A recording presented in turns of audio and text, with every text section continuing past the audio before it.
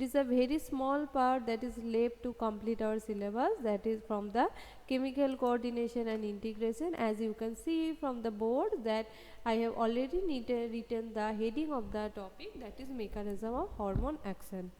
So as you know that hormones produce their effects on target cells by binding with the specific proteins, and these are considered as receptor or hormone receptor, and these receptor will be present on a particular target tissue. That means where the hormones will work. A hormone may be produced at a place and their function will be at different place. So where on the particular target tissue means where the hormones will work.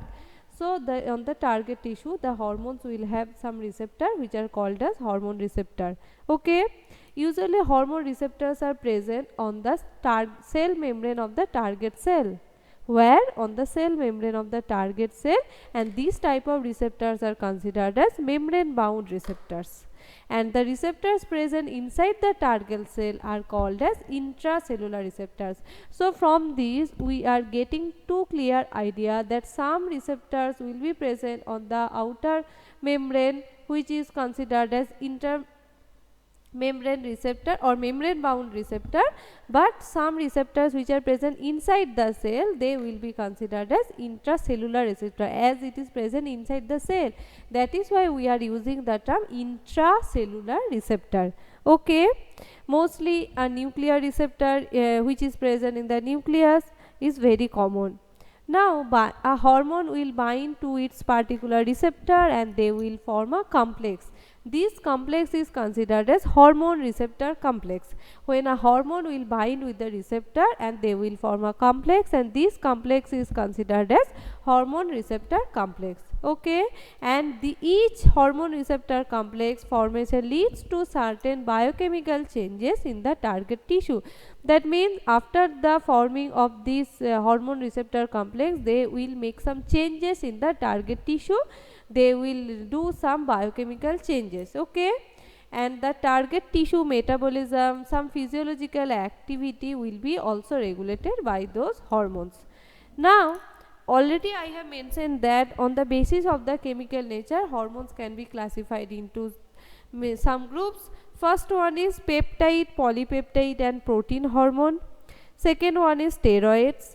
Third one is iodothyronines, and the fourth one is amino acid derivatives.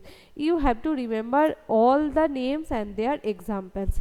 Now if I consider the first one, that means peptide, polypeptide, protein hormone, the examples are insulin, glucagon, pituitary hormone, hypothalamic hormone, etc. Here etc. is written, but if you read all the hormones very carefully, and whenever I was telling about those hormones I have mentioned that which one is protein or peptide in nature, so you can write it down beside the name of these hormones. Next one is steroid. So what are the examples of steroid hormone? Cortisol, testosterone, estradiol and progesterone. And iodothyronines are all the thyroid hormones, and amino acid derivatives are epinephrine. Okay, so these are the different type of hormones based on the chemical nature. Now we will see the function of two types of hormone, that means one which is protein in nature and another one which is steroid in nature. I will show these two diagrams, and from these diagrams you will be able to find out what are the main function of them. Okay, I will show you this one from the book.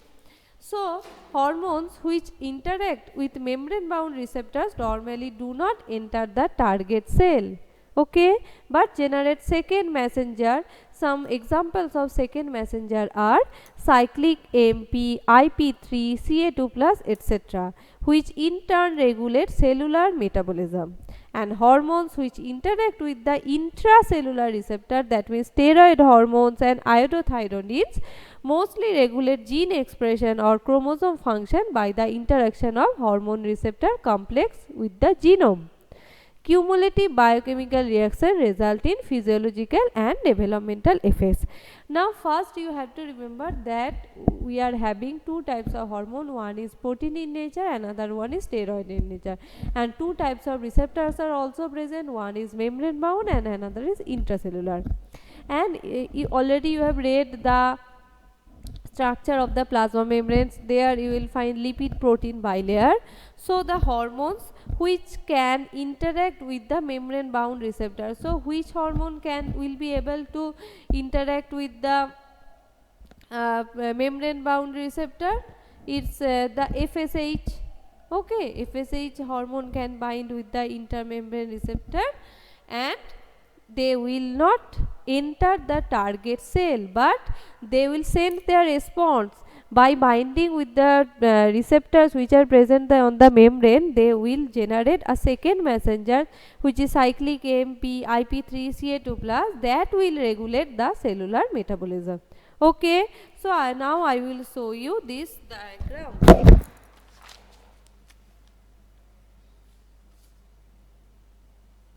If you are having, you can check it from this part. Okay, let me show you. Taking it more close. Look, now can you see it properly? So this is the membrane, this is the plasma membrane, and you can see that a receptor is present on the plasma membrane and a hormone has bound to the receptor, and hormone receptor complex has been formed and a response was there, and they generated a second messenger, that is cyclic AMP, and some biochemical responses are there, and ultimately physiological responses, like if they have given the example of FSH hormone. So what is the function of FSH hormone? It will help in the ovarian growth. Now another type they have told that hormones which interact with the intracellular receptors, that means which are mainly steroid in nature.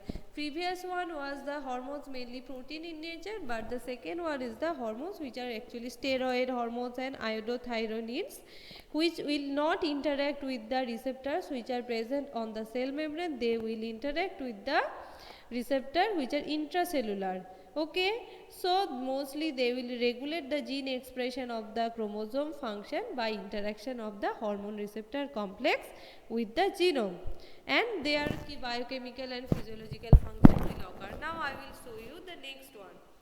You can see the next one, that this is the cell membrane.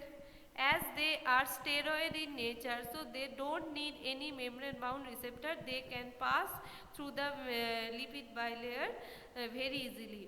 Okay, so the example of the hormone they have taken, that is estrogen.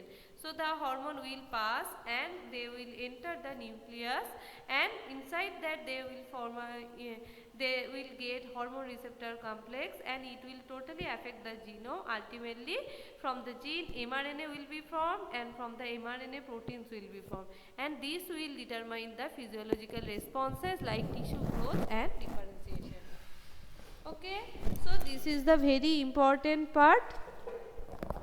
This is the very important part, that you have to remember the function of these two types of hormones. One is protein hormone and another is steroid hormone, and how they are working, which hormone is binding with which type of receptors, and how their responses are going on. Okay, so this was the last part from this chapter. I think you have got it. So with that we are completing the syllabus. If you theory syllabus, if you face any problem, read this part very carefully at your home. If you face any problem, you can ask me in my next class. Okay, clear everyone? Thank you and bye bye for today.